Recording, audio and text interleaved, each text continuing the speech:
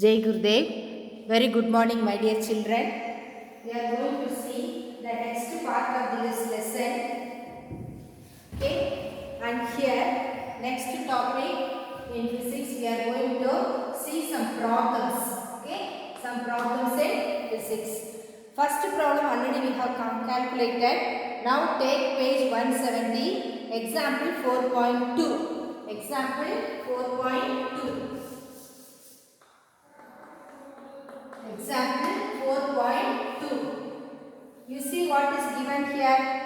An object of mass 2 kg falls from a height of 5 meter from the ground. What is the work done by the gravitational force is the question. Now ஒரு object வந்து 2 kg mass, height வந்து 5 meter. What is the work done னு கேட்டிருக்காங்க. அப்ப இதுல வந்து gravitational force னு சொன்னாலே work done is only converted to gravitational force.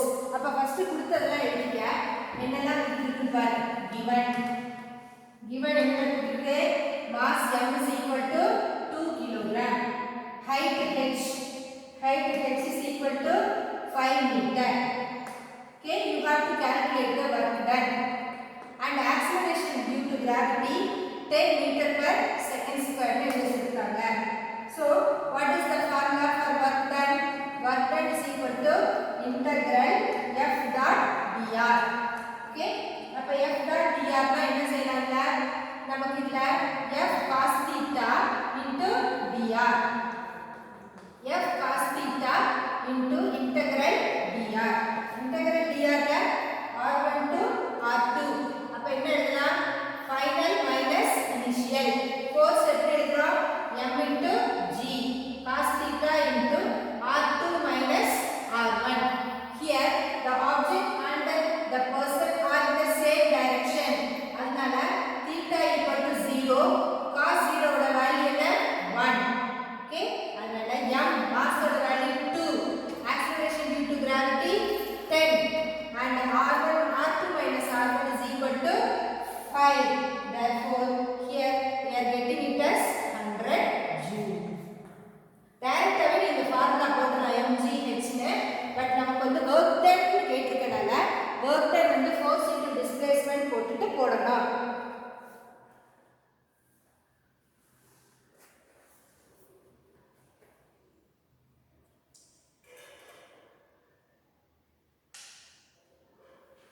Next பாரு.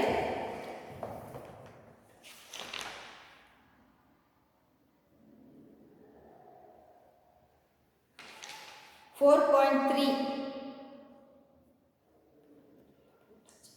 4.4, அதுக்கப்புறம் 4.5, 4.6 எல்லாம் இருக்கு. அதில் நம்ம அதெல்லாம் ஒர்க் பண்ணிட்டோம்.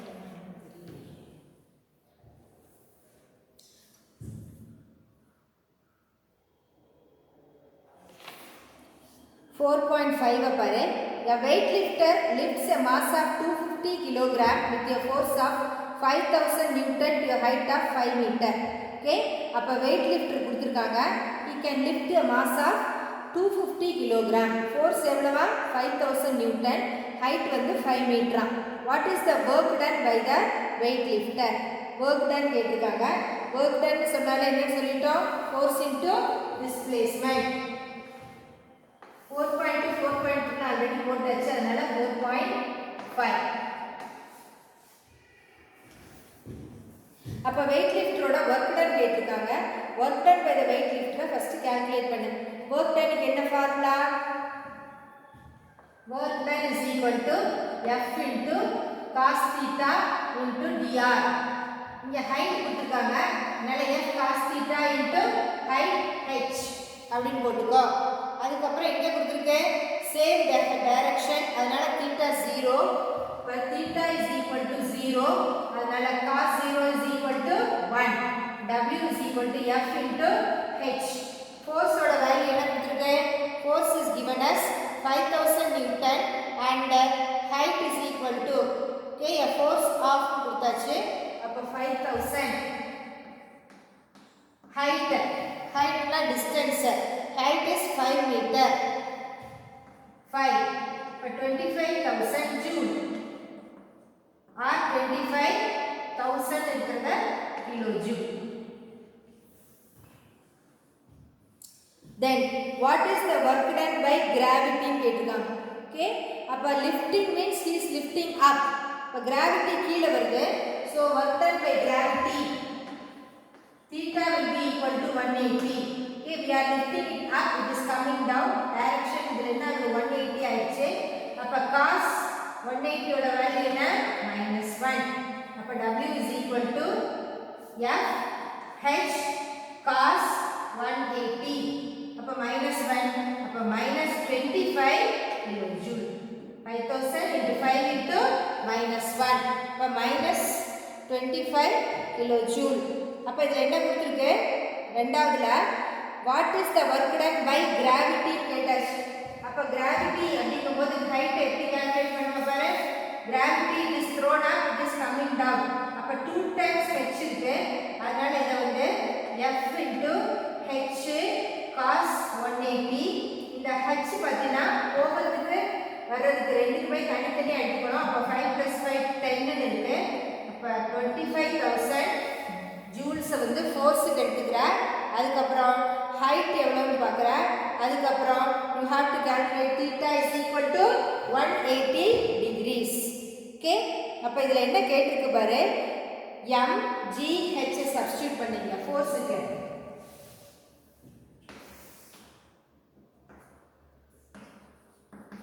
m g h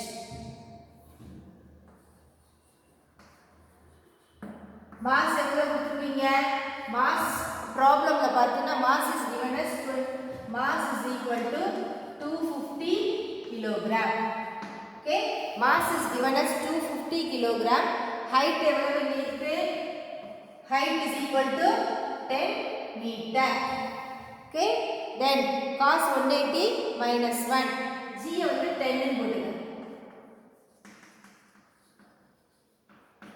எல்லாத்தையும் சப்ஸ்டிட்யூட் பண்ண 250 into 10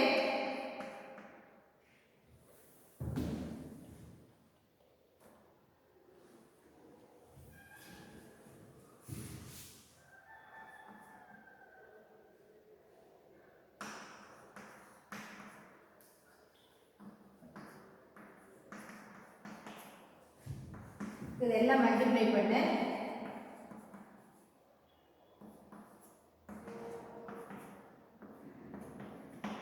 12.5. Third one, what is the net work done னு கேட்டிருக்காங்க. net work done. net work done.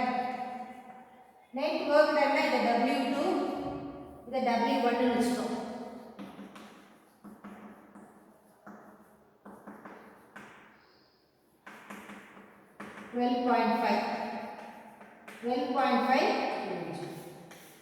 okay, அப்ப இதுல ஃபர்ஸ்ட் ப்ராப்ளத்துல பாரு.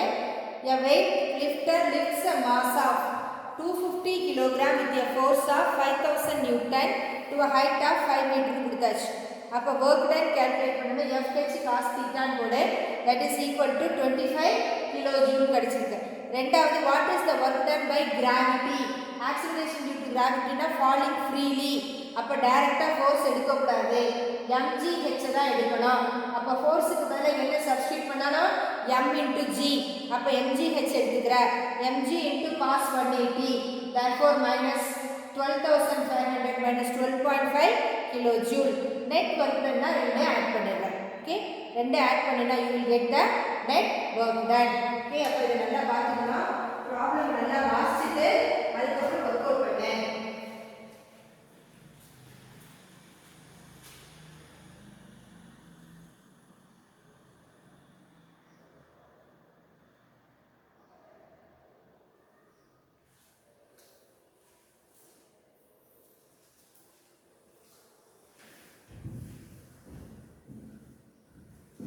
next பாரு.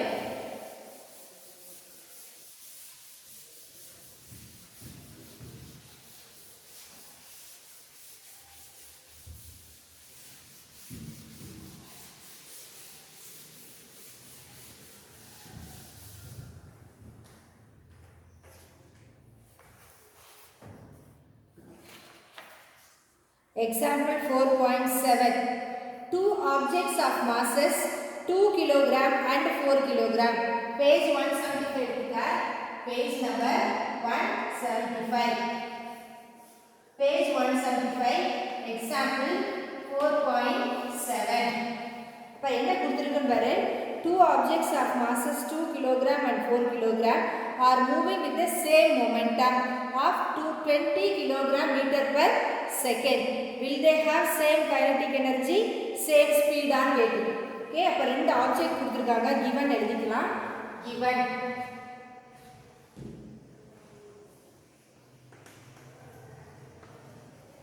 m1 is equal to 2 kilogram and m2 is equal to 4 kilogram. m1 to m2 4 momentum எவ்வளவு கொடுத்திருக்கு 20 unit என்ன mass into velocity அதனால கிலோகிராம் மீட்டர் per செகண்ட். இப்போ question என்ன கேட்டிருக்கு kinetic energy 1 and kinetic energy 2 equal. Will it be equal? Okay, ரெண்டு ஈக்குவலா இருக்குமா அப்படினு கேட்டிருக்காங்க. ரெண்டாவது question will they have the same speed?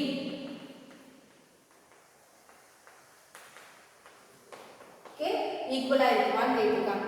அப்ப நம்ம ஃபர்ஸ்ட் kinetic எனர்ஜிக்கும் மொமெண்டத்துக்கும் உள்ள ரிலேஷன் எழுதுவோம்.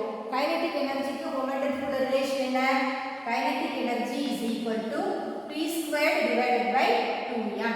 Okay, அத டிரைவ் பண்ணோம். kinetic energy is equal to p squared by 2m. இப்போ object of mass எதுக்கு எடுக்க போறோம் 2 kg. அப்ப kinetic energy 1 is equal to 20 squared divided by 2 into 2. First reason. Okay, object of mass 2 kg.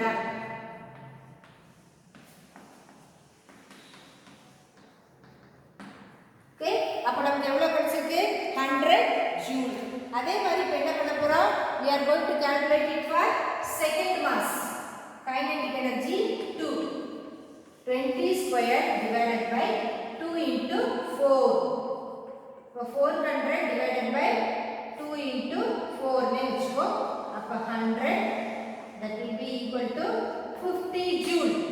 இப்ப kinetic energy 1 என்ன இருக்கு 100 joule. kinetic energy 2 என்ன இருக்கு 50 joule. Both though they are having same momentum, kinetic energy 1 is not equal to kinetic energy 2. Though P1 is equal to P2. P1 and P2 equal ஆ இருந்தா கூட ரெண்டுடைய kinetic energy சேமா இல்ல. That means the masses மாறி இருக்கறனால this kinetic energy changes. எந்த ஆப்ஜெக்ட்டுக்கு ஹெவியரா இருக்கோ the mass எதுல கூட இருக்கோ இதுல தான் கூட இருக்கு has less kinetic energy. When mass increases kinetic energy decreases. For an object of given momentum when mass is greater kinetic energy is lesser.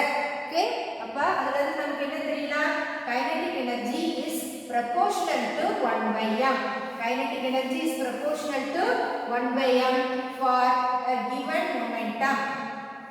momentum சேமா இருக்கு ஆனா mass different ஆ இருக்கறனால kinetic energy is different. Okay, அப்ப kinetic energy is proportional to 1 by m. momentum எப்படி இருக்கு same சொல்லியாச்சு. momentum p is equal to formula என்ன mass into velocity. Okay, as the momentum is equal to m into v, two objects the same speed are getting. Okay, v1 will not be equal to v2. momentum அப்படியே இருக்கு ஆனா mass மாறிடுச்சு. அப்ப v வந்து p by m. momentum same, mass மாறிடுச்சு. அதனால same speedல இருக்காது. Okay, though momentum remains the same, the mass is different, so kinetic energy is different. velocity எப்படி இருக்கும் different. The objects will not have same speed. Okay, அப்ப என்ன question கொடுத்திருக்காங்க mass m1 m2 momentum கொடுத்தாச்சு. kinetic energy சேமான்னு கேட்டிருக்கு. velocity சேமான்னு கேட்டிருக்கு. நமக்கு kinetic energyக்கு momentumத்துக்கு உள்ள ரிலேஷன் எழுதிட்டோம். அதுக்கு அப்புறம் சப்ஸ்டிட்யூட் பண்ற kinetic energy 100 joule, இது 50 joule, both are not same. அதுக்கு அப்புறம் kinetic energy is proportional to 1 by m. அதை ப்ரூவ் பண்ணியாச்சு. ஃபார் a given momentumக்கு என்ன formula? mass into velocity. velocities will not be the same. அதையும் பார்த்துக்கணும். this is next problem. அதுக்கப்புறம் example 4.8. next example 4.8 பாரு. இந்த ப்ராப்ளம் என்ன செய்யணும்? நோட் போட்டு எல்லாரும் நோட் எழுதிக்கணும். எழுதிட்டு you have to go to the next problem, example 4.8.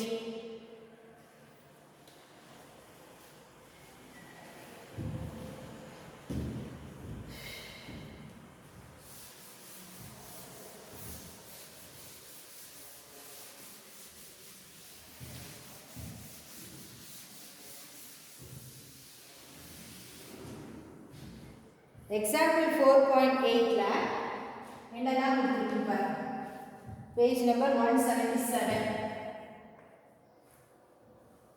an object of mass 2 kg is taken to a height of 5 meter from the ground. அப்ப 2 kg இங்க இருந்து ஹைட் 5 மீட்டர் கிடைச்சாச்சு. g 10 meter per second square னு எடுத்துக்க சொல்லிட்டாங்க. you have to calculate the potential energy stored. first potential energy calculate பண்ணனும். அதுக்கு அப்புறம் the potential energy எங்க இருந்து வருதுன்னு பார்க்கணும். external force கொடுக்கணுமான்னு பார்க்கணும். net force என்னன்னு கேட்டிருக்காங்க. ஓகே, இதெல்லாம் வெரி சிம்பிள் ப்ராப்ளம்ஸ் தான். பார்க்க தான் பெரிய கணக்காக இருக்குது. வெரி சிம்பிளாக நீ போட்டலாம். பொட்டென்ஷியல் எனர்ஜி அப்படின்னு சொல்லிட்டாலே ஃபார்முலா என்ன? mgh. ஓகே, அப்புறம் பொட்டென்ஷியல் எனர்ஜி வந்து எப்படி நமக்கு கிடைக்குது? எக்ஸ்டர்னல் ஃபோர்ஸ் இருக்கிறனால தான் நமக்கு பொட்டென்ஷியல் எனர்ஜி கிடைக்குது. அப்போ எக்ஸ்டர்னல் ஃபோர்ஸ் அப்ளை பண்ணுறோம் த்ரூ அ ஹைட் h. அப்போ ஹைட்னா என்னது? y axis. அப்போ y ஆக்சிஸ்க்கு யூனிட் வெக்டர் என்ன? j. அதனால j எடுத்துக்கணும். அதுக்கப்புறம் from the potential energy எப்படி இருக்கும்? is being moved at a constant velocity. net force 0 ஆயிடும். அதனால total net force will be, no potential energy will be 0. அப்ப இதுல ஃபர்ஸ்ட் ப்ராப்ளம்ல என்னெல்லாம் கொடுத்திருக்குன்னு பாரு. இந்த ப்ராப்ளம்ல கொடுத்ததெல்லாம் ஃபர்ஸ்ட் எழுதிக்குவோம். என்னெல்லாம் கொடுத்திருக்கு? mass m is equal to 2 kg, height h is equal to 5 meter, g is equal to 10 meter per second square. என்னெல்லாம் calculate பண்ணணும்? பொட்டன்ஷியல் எனர்ஜி அதை கால்குலேட் பண்ணணும். அப்போ பொட்டன்ஷியல் எனர்ஜிக்கு என்ன ஃபார்முலா ஆல்ரெடி சொல்லிட்டோம். பொட்டன்ஷியல் எனர்ஜிக்கு நோட்டேஷன் u. அப்போ potential energy u is equal to mgh. Mass எவ்வளவு? 2, g வந்து 10, h வந்து 5. அப்போ that is equal to 100 joule. potential energy is equal to 100 joule. அப்ப பாசிட்டிவ் சைன் இதுல இருக்கறனால energy is stored in the mass. Okay, positive sign implies that energy எங்க இருந்து வருது? energy is stored from mass. Okay, இதுல இருந்து நமக்கு energy mass ல இருந்து கிடைச்சிருக்கு. இது first subdivision. ரெண்டாவது subdivisionல என்ன கேட்டிருக்காங்க? from where the potential energy is transferred. அப்ப external agency which applies the force on the mass. இப்ப ஹைட்ல போய் இருக்குன்னு சொல்றோம்ல, அந்த ஹைட்டுக்கு கொண்டு போறதுக்கு என்ன ஃபோர்ஸ் யூஸ் பண்ணமோ அதுதான் எனர்ஜியா ட்ரான்ஸ்ஃபர் ஆயிடுச்சு. மூணாவது the external force is Fs ன்னு கொடுத்திருக்காங்க and the object is taken to a height 5 meter. therefore force Fa. இப்போ ஹைட் h க்கு எடுத்துட்டு போய்ட்டோம். அப்ப இது என்னவா இருக்கும்? ஆப்போசிட் இன் direction -mg into h into j cap. Okay, அப்ப நம்ம கொடுத்திருக்கிற ஆக்ஸலரேஷன் டியூ டு கிராவிட்டி இருக்கறனால force is equal to force ஓட formula m into a m into g into j cap. that is m into g into j cap. அதுக்கப்புறம் net force calculate பண்ண சொல்லிருக்காங்க. What will be the final force? நம்ம கொடுத்திருக்கிற ஃபோர்ஸும் external ஃபோர்ஸும் எப்பவுமே எப்படி இருக்கு? Constant வெலாசிட்டியா இருக்கறனால it becomes 0. okay, potential energy of the object must be moved with the constant velocity. அதனால net force acting on the object becomes 0. அத பாத்துக்க. இது வந்து next problem. Next 4.9 page 180. Next page 180 எடுத்துக்க.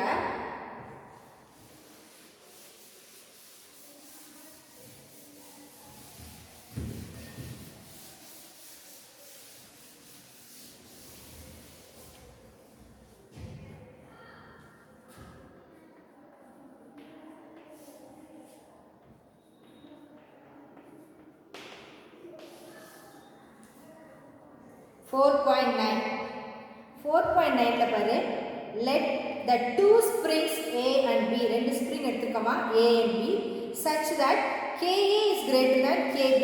K னா என்ன? Spring constant. Spring constant of A is greater than spring constant of B. On which spring will more work has to be done if they are stretched by the same force. ஒரே ஃபோர்ஸை கொடுத்து ரெண்டு ஸ்ட்ரிங்கை இழுக்கிறோம்.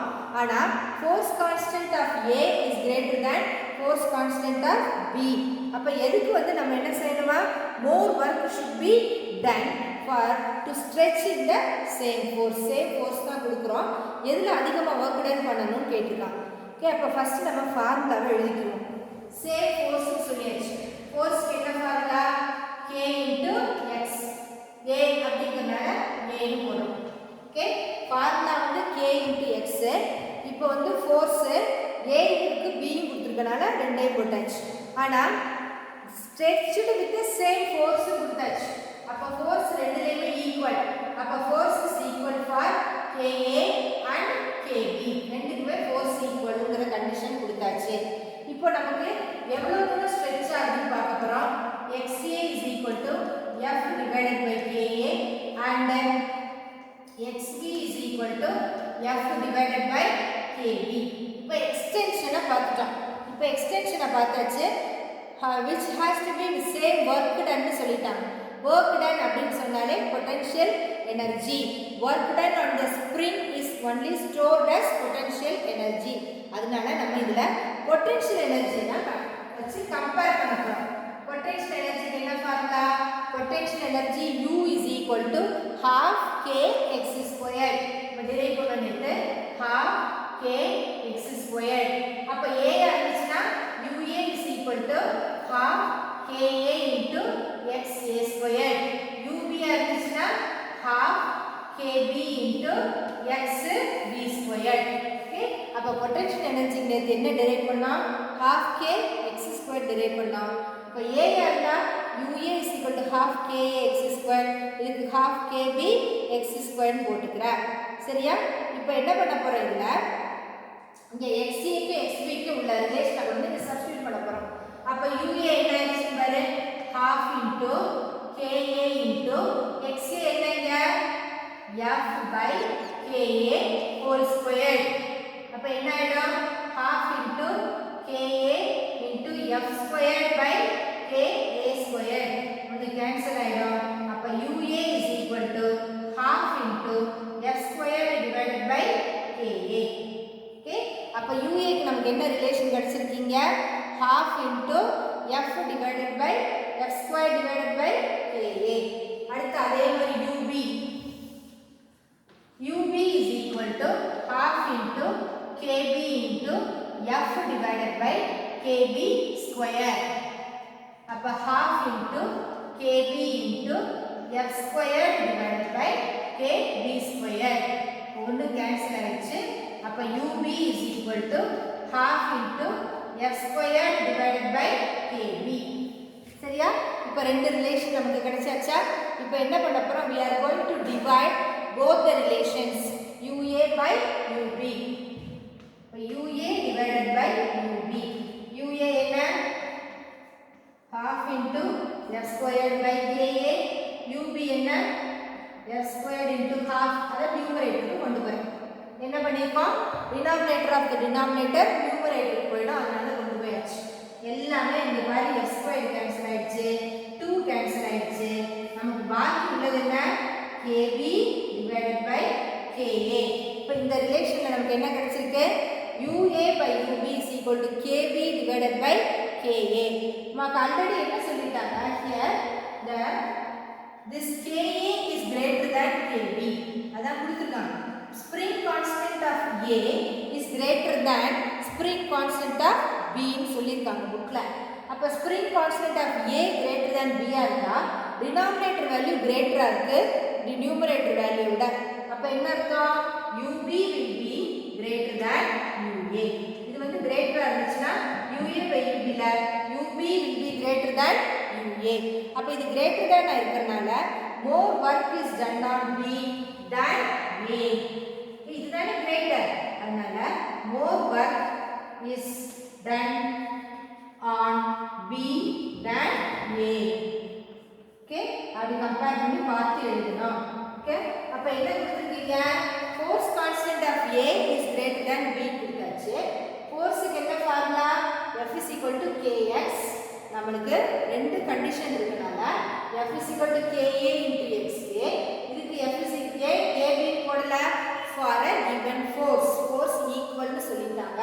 அதனால F ன்னு எடுத்துக்கிட்டோம். Kb into Xb. Xb K Xb க்கு ஒரு ரிலேஷன் கண்டுபிடிச்சுட்டா. நமக்கு கேட்டிருக்கிறது work done. Work done சொல்லிட்டாலே நம்ம potential energy தான் போகணும். அப்ப potential energy என்ன? half k x squared.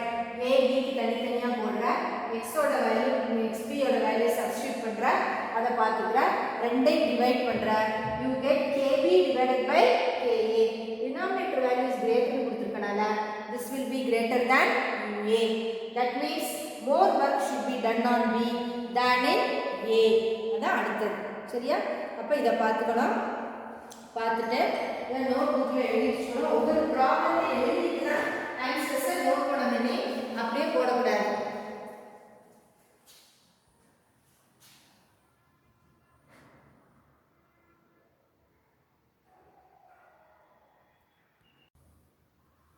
Next problem போமா. நெக்ஸ்ட்ல பாத்தீங்கன்னா next problem example 4.10 page 180 ல இருக்கு. A body of mass m is attached to a spring which is elongated to 25 cm by an applied force from its equilibrium. Calculate potential energy work done ரெண்டும் கேட்டிருக்காங்க. Suppose spring constant கொடுத்தா என்ன கண்டுபிடிக்கணும்னு சொல்லியிருக்காங்க. அப்போ இதில் 3 subdivision இருக்கு. கொஞ்சம் பெரிய ப்ராப்ளம் தான். பார்ப்போம். ஃபர்ஸ்ட் நல்ல ப்ராப்ளத்தை ரீட் பண்ணிக்க. அதோட கிவன் எழுதிக்கணும். அதோட ஃபார்முலா எழுதிட்டு போட வேண்டியதான். ப்ராப்ளம்னா காம்ப்ளிகேட்டட் நினைக்காத. டெய்லி ஒர்க் அவுட் பண்ணி ப்ராப்ளம் டெஸ்ட் தனியாக எழுதி பார்த்துட்டீங்கனாலே உங்களுக்கு ஈஸி தான். 11th எல்லாம் ஒர்க் அவுட் பண்ணி பழகினா தான் 12th போக முடியும். நீட்டு ஜேடபிள்யூ எழுதுறவங்க ப்ராப்ளம் இல்லாமல் பரீட்சை எழுத முடியாது. A body of mass m is attached to a spring ன்னு கொடுத்தாச்சு. ஓகே, அப்போ ஒரு ஸ்ப்ரிங்ல வந்து page number 180 example 4.10. A body of mass m is attached to a spring which is elongated to x வந்து 25 cm. ஓகே, அப்போ அது வந்து 25 into எதை கொடுத்தாலும் உடனே SI யூனிட்ல கன்வர்ட் பண்ணிக்கணும். ஓகே, givenல x வந்து 25 cm கொடுத்திருக்கேன். Is applied by a force from its equilibrium position. Calculate the potential energy stored by potential energy of spring mass system. Spring mass system. அப்ப spring mass system சொன்னா அதோட potential energy என்ன formula? இப்போதான் நம்ம use பண்ணோம். half k x squared. அப்ப spring mass system நம்ம என்ன சொன்னோம்? half k x squared. Spring constant ஓட வேல்யூ என்ன கொடுத்தாங்க? 0.1 Newton per meter. அப்ப U is equal to half into 0.1 into 25 into 10 power minus 2 whole square. அப்ப 0.1 into 25 into 25 into 10 power minus 4 divided by 2. Okay, the point இங்க கொடுத்தோம்னா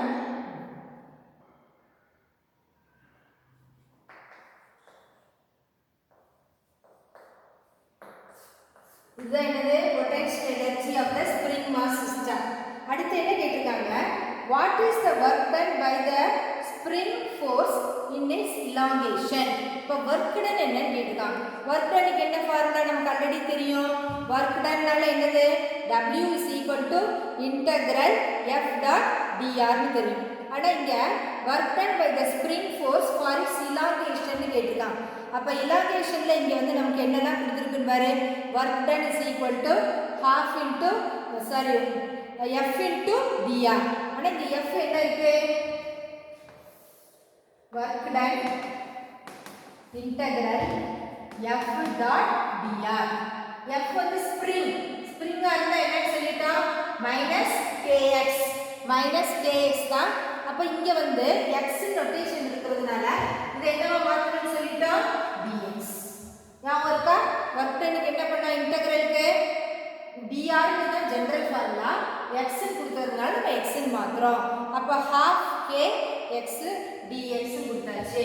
அப்ப minus k into integral x dx. integral x dx க்கு என்ன formula? x squared by 2. Already நம்ம பார்த்தாச்சு.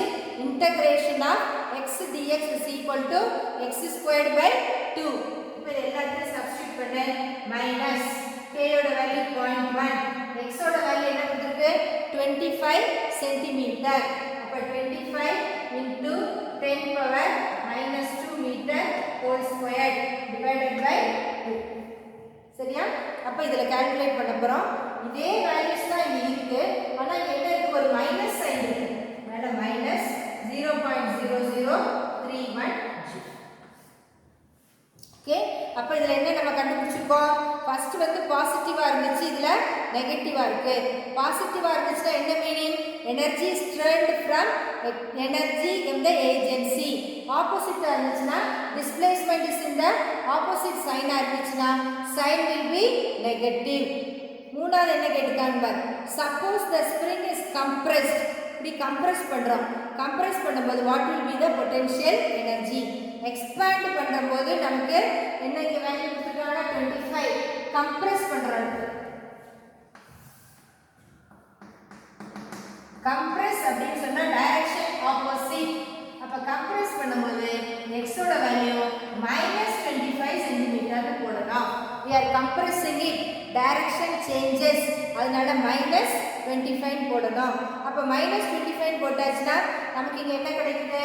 work done is equal to integral kx dx. அப்ப kx dx இருக்கு integral. அப்ப x dx க்கு இன்டகிரேஷன் என்ன? x squared by 2. நம்ம கம்ப்ரஷன் சொல்லிட்டோம், அதனால இதுக்கு ஒரு minus. minus half k x squared. minus half k x squared னா எல்லாமே அதே ரிலேஷன்ஸ் தான். 0.1 25 2. அப்ப இதே ஆன்சர் தான் நமக்கு கிடைக்க போகுது. minus half into 0.1 into 25 into 10 power minus 2 whole square. minus 0.0031 joule. மூணுமே சேம் ஃபார்முலா தான். ஆனா என்ன டிஃபரண்ட் கண்டிஷன்ஸ். ஃபர்ஸ்ட் வந்து ஸ்ப்ரிங் மாஸ் சிஸ்டமா இருந்துச்சுனா பொட்டன்ஷியல் எனர்ஜின்னு கேட்டுட்டாங்க. ரெண்டாவது வொர்க் டன் கேட்டுட்டாங்க. வொர்க் டன் சொன்னாலும் நம்ம என்னதான் கண்டுபிடிக்கணும்? பொட்டன்ஷியல் எனர்ஜி தான். மூணாவது கம்ப்ரஸ் பண்றோம்னு சொல்றாங்க. கம்ப்ரஸ் பண்ணாலும் அதே வொர்க் டன் தான், அதே பொட்டன்ஷியல் எனர்ஜி தான். ஓகே, அப்ப இதுல வந்து ஃபர்ஸ்ட் கொடுத்திருக்கிறது நல்லா வாசிச்சுக்கணும். கொடுத்திருக்க டேட்டா எழுதிக்க. மூணுக்கு ஆன்சர் சேம், ஃபார்முலா சேம். பார்க்க தான் ப்ராப்ளம் ரொம்ப பெருசா இருக்கு, ரொம்ப சின்ன கணக்கு தான் இருக்கு. ஈஸியா போட்டுடலாம். ஓகே, அதை பார்த்துக்கோ. நெக்ஸ்ட் ப்ராப்ளம் பாரு. calculate the work done by the gravitational force ன்னு கேட்டிருக்காங்க. gravitational forceக்கு 3 கேஸ் கொடுத்திருக்காங்க. ஒவ்வொரு தடவையும் work done என்னன்னு calculate பண்ண சொல்லியிருக்காங்க. அப்ப நம்ம இதை calculate பண்ணிடலாம்.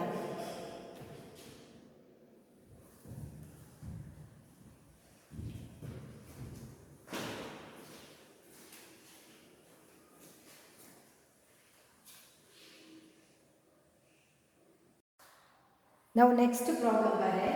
next problem என்ன கொடுத்திருக்குன்னா we have to calculate the work done by the gravitational force ன்னு கொடுத்திருக்கு. ஓகே, இப்போ gravitational force க்கு work done calculate பண்ணணுமா 2 cases கொடுத்திருக்கு. first case என்னன்னா ஏல இருந்து பிக்கு போகுதாம். ரெண்டாவது case A to C, C to D, D to B. அப்ப ஏல இருந்து பிக்கு போகுது அப்படின்னா it is moving in the opposite direction. ஏல இருந்து பிக்கு போகுது. அப்ப ஃபோர்ஸ் என்னவா இருக்கும்?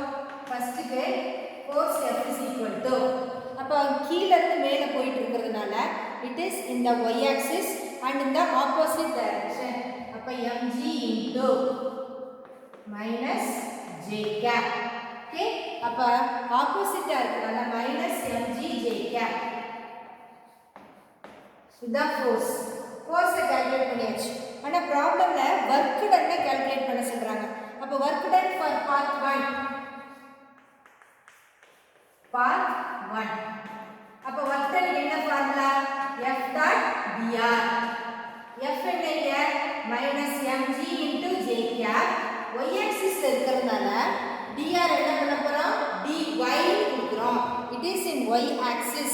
y axis இருக்கனால the dy into j cap minus j into j 1 minus g into integral dy. integral dy னா height என்ன? h. அதனால minus mg h. இப்போ work done for part 1 இந்த கண்டிஷனுக்கு work done என்ன? force into displacement. force என்ன? minus mg into j. y axis இருக்கறனால dy into j cap. அதனால இன்டகிரேட் பண்ணினா you get minus mg h. ரெண்டாவது பாத்தீங்கன்னா a ல இருந்து c க்கு போறோம், c ல இருந்து d க்கு போறோம், d ல இருந்து b க்கு போறோம். அப்ப இங்க நம்ம என்ன பண்ண போறோம்? we are going to work total work done for path 2. அப்ப path 2 total work done எப்படி இருக்கு பாரு. path 2 a ல இருந்து b க்கு போறதுக்கு integral f dot dr எது? from a to c plus integral f dot dr. அடுத்து என்ன? c to d plus integral f dot dr d to b. சரியா? அப்ப இங்க என்ன பண்ணிருக்கோம்? 3 இருக்கறனால 3 சைடு போய் ஆட் பண்ணாதான் நமக்கு டோட்டல் பாத் கிடைக்கும். அப்ப ஃபர்ஸ்ட் நம்ம என்ன பண்ண போறோம்? தனித்தனியா கால்குலேட் பண்ண போறோம். First we are going to calculate for A to C. A to C. F dot dr. A ல இருந்து C. Force என்ன சொல்லிட்டோம்? minus mg into j cap. ஆனா இங்க r distance எப்படி இருக்கு பாரு? x axis ல இருக்கு. It is along x axis. அப்ப இங்க என்ன வரணும்? dx into I cap. அப்படிதானே? இது வந்து forces along y axis. ஆனா displacement is along x axis. அதனால dx into I cap. You know that I dot j equal to 0. அதனால இது 0 ஆயிடுச்சு. அதே மாதிரி இங்க b to d எடு integral d to b f dot dr. அதுக்கு அதே மாதிரி தான் minus mg j cap dx into minus I cap. j dot I என்ன? 0. இப்போ இந்த இன்டகிரேஷன்ல இந்த ரெண்டு பார்ட்டும் என்ன ஆயிடுச்சு? a to c b to b 0 ஆயிடுச்சு. We are going to calculate from c to d. c to d integral f dot dr. c ல இருந்து d. அப்ப இது என்ன டைரக்ஷன்? y axis ல இருக்கு. y axis ல இருக்கிறதுனால இது என்னன்னு போடணும்? minus mg into j cap. அதுக்கு அப்புறம் இது இதே மாதிரி தான் dy into j cap. as a result minus mg into j cap and dy into j cap. அதனால நமக்கு இது என்ன கிடைக்குது? mgh.